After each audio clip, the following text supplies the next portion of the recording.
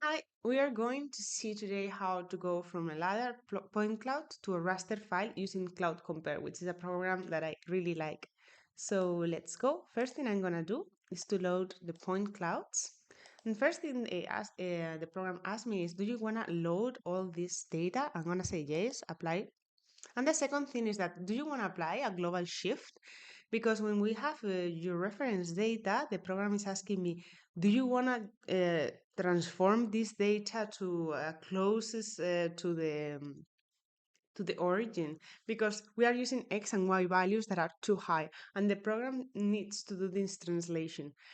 But don't worry, because later when we create the raster, it's gonna be safe with the correct coordinate system. So we say yes, and then this is loading. And now it's gonna load the second point cloud. And the same, I'm gonna say bring all this data, but here in the global shift, it is important that we apply it the same as the previous input. So both point clouds apply the same translation. Perfect. And the first thing I'm gonna do is I'm gonna merge these point clouds. We can see here in the DB tree that we have two point clouds. The first thing I'm gonna do is select them both, pressing Control and clicking on them, and going to this arrow and say merge multiple clouds. It asks me, do you want to generate a scalar field with the original cloud index? I'm gonna say no, it's not necessary in this case.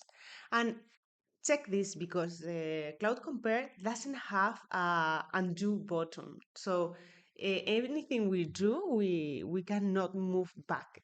So one thing we can do, imagine that I want to save this point cloud, is that I could create a copy with this sheep that is here, clone the select entities, and it just creates another point cloud that is exactly the same, so I can save my previous one. And what I'm gonna do with this point cloud is like we are gonna go to properties, to the window properties, and we are gonna see that here in the color scale we have the RGB, and we can change this to a scalar field. And within a scalar field, we can also see not only the intensity but the classification. And within the classification, we have several classifications, because LIDAR data has classification as ground, as water bodies, as vegetation, as noise. But for creating our raster, what we want to keep are the ground values. And the ground values have a classification of two.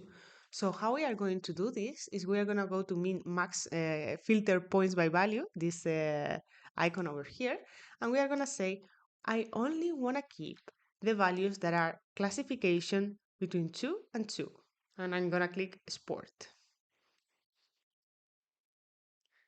And now I can see that the points are only in the classification 2. If I want to check that it has actually done what I wanted, I could go to this corner. I'm gonna reselect the RGB so we can see better what we actually have in here. And same for this cloud.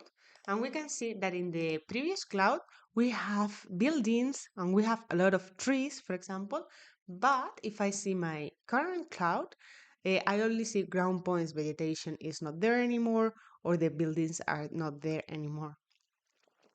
So finally, what I'm gonna do is to create my raster. And for that, I go to this tool, convert a cloud to 2D raster.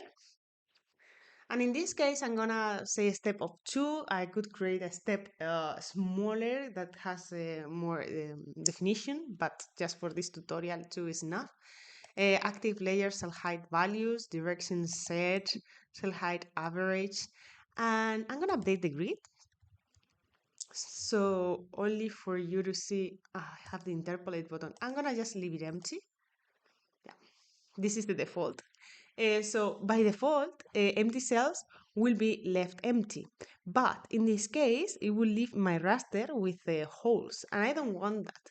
What I prefer to have in this case is an interpolation.